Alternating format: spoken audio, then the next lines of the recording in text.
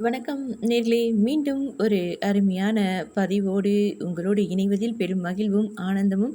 எல்லோரும் எப்படி இருக்கிறீர்கள்? மிகவும் அருமையான இந்த தருணத்தில் நான் பல பதிவுகளை உங்களுக்கு ஒரு சிந்தனையை தூண்டும் பதிவாக கொடுத்து கொண்டு இருக்கிறேன் என்று தான் நான் நினைத்து கொண்டு இருக்கிறேன். கண்டிப்பாக இந்த பதிவும் கூட உங்களுக்கு உங்களை யோசிக்க வைக்கும் பதிவாக அமைய இருக்கிறது. வாருங்கள், அது என்ன பதிவு அப்படிங்கிறதை பார்க்கலாம்.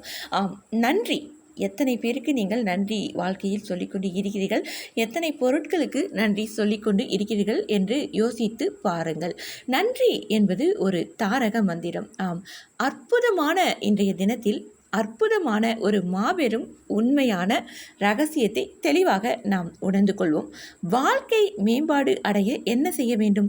நமக்கு கிடைத்துள்ள ஆசீர்வாதங்களை முதலில் கணக்கிட வேண்டும். பின்பு நமக்கு கிடைத்துள்ள ஆசீர்வாதங்களுக்கு மனமாற நன்றி சொல்ல வேண்டும். அவ்வளவுதான். ஆசீர்வாதங்கள் அப்படின்னு சொல்கிறீங்களே, ஆசீர்வாதங்கள் என்றால் என்ன அப்படின்னு கேட்குறீங்களா? ஆசீர்வாதங்கள் என்பது நமக்கு தற்போதுள்ள வசதி வாய்ப்புகள், நலன்கள், நன்மைகள், இப்படி எல்லாமே ஆசீர்வாதங்கள் தான். இப்போது நம்மிடம் பாருங்கள், நாம் எவ்வளவு ஆசீர்வாதங்களை பெற்றுள்ளோம் அப்படிங்கிறத கணக்கிடலாம். அழகான குடும்பம், அன்பான பெற்றோர், ஆதரவான உடன்பிறப்புகள், உடன் இருப்புகளும், பாசமுள்ள குழந்தைகள், நல்ல உறவுகள், நட்புகள், குடிக்க நல்ல தண்ணீர், நல்ல வீடு, நல்ல உணவு, நல்ல உடை, நல்ல முதலாளி, நல்ல தொழிலாளி, நல்ல சம்பளம், நல்ல தொழில், நல்ல விவசாயம், நல்ல வியாபாரம், பயணிக்க நல்ல வாகனம், இப்படி நாம் பெற்றுள்ள ஆசீர்வாதங்களை முதலில் ஒரு பட்டியலிட்டு பாருங்கள். நாம் எவ்வளவு ஆசீர்வாதத்திற்கு சொந்தக்காரர்கள் அப்படிங்கிறது உங்களுக்கு புரியும். உண்மையில் இங்கு நாம் தான் பெரிய வசதி வாய்ப்புகளை பெற்ற பணக்காரர் அப்படின்னு உணர்ந்து கிடைத்த ஒவ்வொன்றுக்கும் நன்றி உணர்வோடு நாம் இருப்போம். கிடைத்ததற்கு முதலில் இறைவனுக்கு நன்றி சொல்லி நாம் பழகணும். கிடைக்காததையே நினைத்து கொண்டு கிடைத்ததை அனுபவிக்க மறந்து விடக்கூடாது. எப்பொழுதுமே எனக்கு நல்ல கணவர் கிடைத்துள்ளார், எனக்கு நல்ல மனைவி கிடைத்திருக்கிறாங்க அப்படின்னு மனப்பூர்வமாக இறைவனுக்கு நன்றி நன்றி நன்றி அப்படின்னு 3 முறை மனதார நேசித்து நன்றி உணர்வு கொண்டு சொல்லி பாருங்கள். தொடர்ந்து இதனை செய்து பாருங்கள். நல்ல அலை இயக்கம் நம்மை சுற்றி பரவும். உங்கள் கணவர், உங்கள் மனைவி இன்னும் எவ்வளவு அன்பு காட்டுவார்கள் அப்படிங்கிறதை நீங்கள் உணர்வீர்கள்.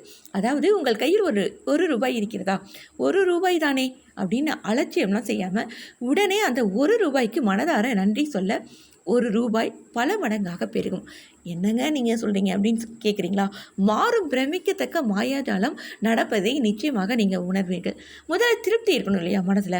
முதலில் செய்ய வேண்டியது என்ன அப்படின்னா, நீங்கள் முதலில் உங்களுக்கு கிடைத்த ஒவ்வொன்றுக்கும் நன்றியோடு இருக்கும்போது நிச்சயமாக கிடைக்க வேண்டியவர்கள் தானே உங்களை தேடி வரும் என்பது பிரபஞ்ச விதி.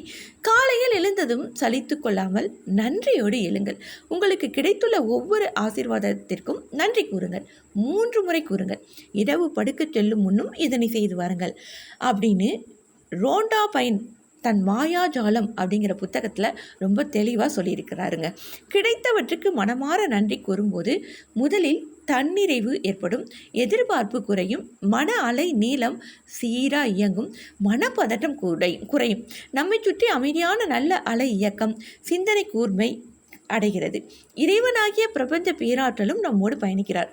நல்லதே நடக்கிறது. எல்லாமே என்ன வலிமைதான். நன்றி நன்றி நன்றி அப்படிங்கிற தாரக மந்திரம் போல இதுவரை கிடைத்த வாழ்க்கைக்கு நன்றி சொல்லி பழகுங்கள். உங்களை சுற்றி நடக்கும் மாற்றங்கள் உங்களையே வியக்க வைக்கும்.